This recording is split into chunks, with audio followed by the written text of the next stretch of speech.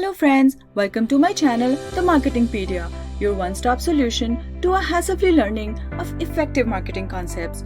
Stick around if you would like to learn why Gillette's one-size-fits-all strategy failed in India and how they corrected it with reverse innovation. Along with this interesting case study, I will also share with you some key takeaways and a handy tool that you can apply to your business. Let's get started. If you or someone you know shaved today, chances are you probably used a Gillette razor. Oh, I might be wrong, because men today look quite different. Just kidding. Let's get back to the Gillette story. You must have heard about Gillette's razor and blade pricing model, where you sell the base product at a lower profit and then have the customer come back again and again for the blades or another product without which the base product is useless. This video is not about that. It is about Gillette's failure to success story in India, how Gillette changed shaving attitude of Indian men and how it penetrated the untapped, low-income regions of Indian market. We will understand Gillette's journey in two phases.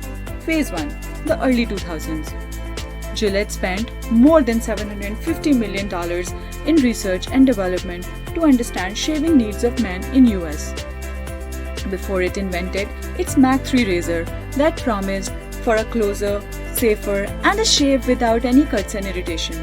However, when it launched the same Mach 3 in India in 2004 with all its features and a premium price, which was 10 times more than the existing razors, it wasn't successful. Most Indian men considered shaving as a chore and only did it on special occasions. And they were definitely not doing it with a razor 10 times more expensive than something they use regularly.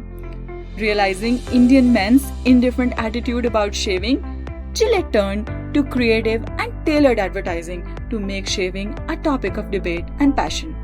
For example, it launched Shave India Movement campaign and created a platform, India Votes to Shave or Not. To support this campaign, it asked 3 controversial questions. Are clean-shaven men more successful? Did the nation prefer clean-shaven celebrities? And the last one that created most controversies and debate, do women prefer clean-shaven men? The company also created something called as WALS, or the Women Against Lazy Stubble Association, in which it capitalized women to influence men by asking their men to shave.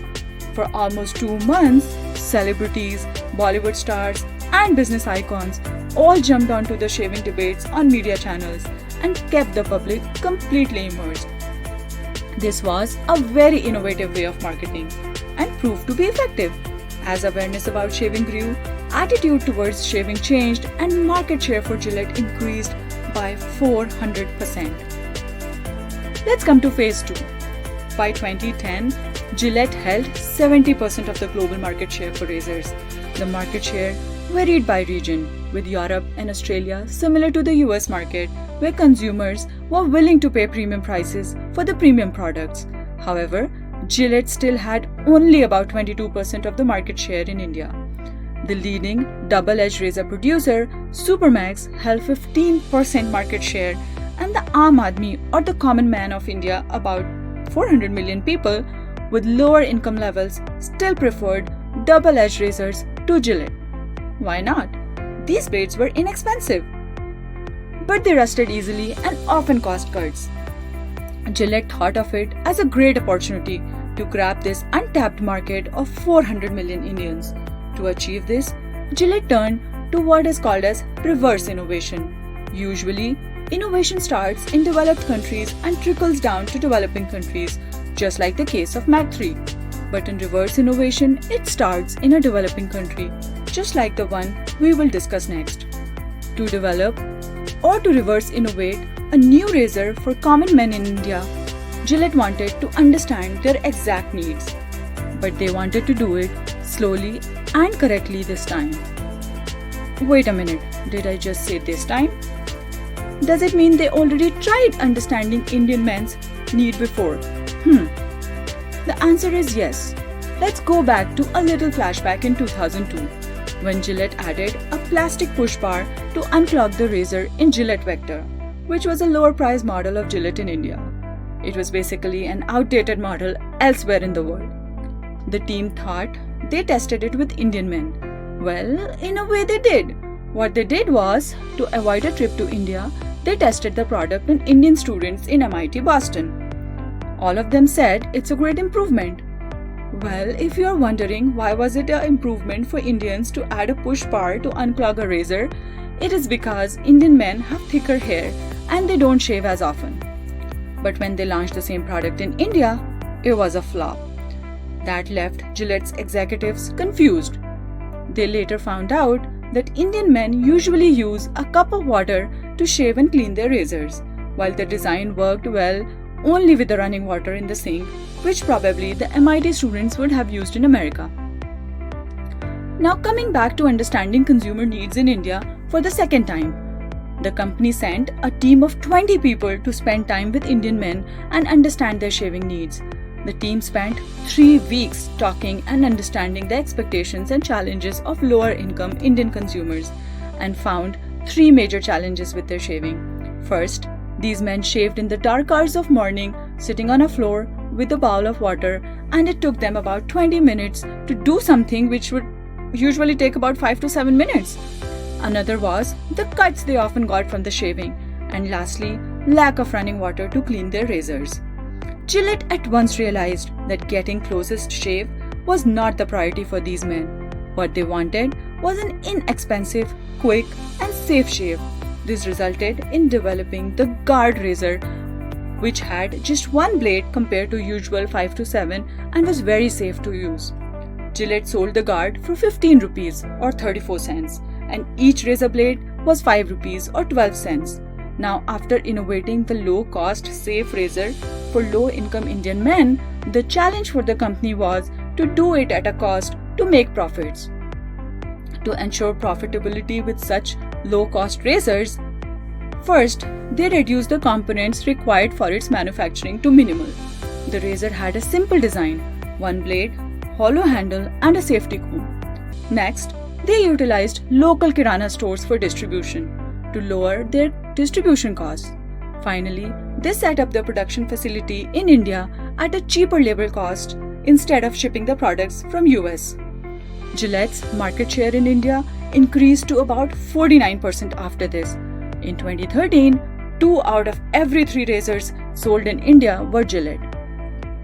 This is the story about how Gillette leveraged creative advertisements to create awareness and reverse innovation to build a customized product for lower income Indian customers. The story sounds very interesting, but what can we learn from it? First, creative advertising can change attitudes and create a need for the product.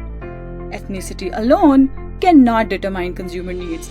Environment and access to resources will drive the needs. For example, although Gillette tested the push bar created for Indians on Indian students, the flaw only showed up in India where they did not use the running water to clean the razor.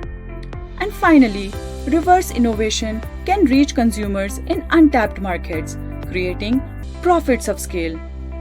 Now, before we end this video, as promised, let me show you a quick and practical tool that you can apply to create your strategy.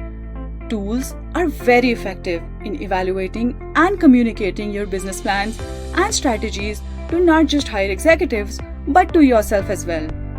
So, here you go. This tool is called Strategy Canvas or Value Maps. They are used to understand and evaluate the value positioning you can take with all existing competitor products. What you do is first create a list of all value drivers that you think your product or other existing products offer. For example, in Gillette's case, it could be price of the razor, how easy it is to use, how much water is required to clean, etc. Next, you score these value drivers for other existing products and also for your product from the lowest value to the highest value. Once you have all of this mapped out, the next task is to compare and evaluate if you have a real value differentiation or what you're offering is just another product. For example, Gillette Vector had the highest value on main challenges of Indian shaving needs: affordable price, safety, water consumption, and time taken to shave.